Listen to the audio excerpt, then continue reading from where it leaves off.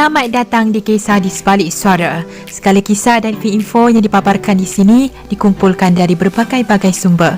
Korang jangan lupa tekan subscribe dan tekan like di bawah tau. Terima kasih.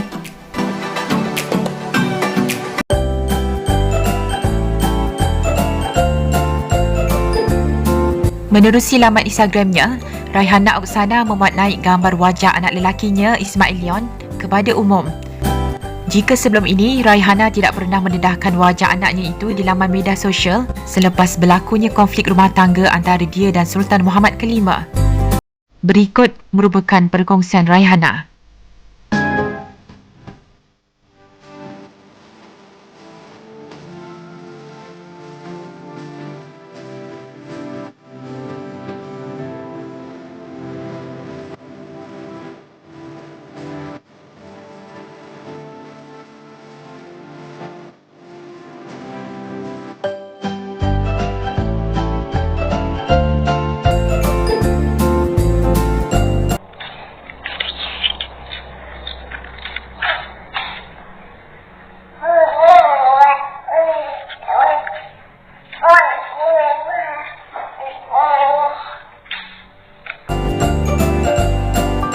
Ini pula kata-kata netizen di ruangan komen.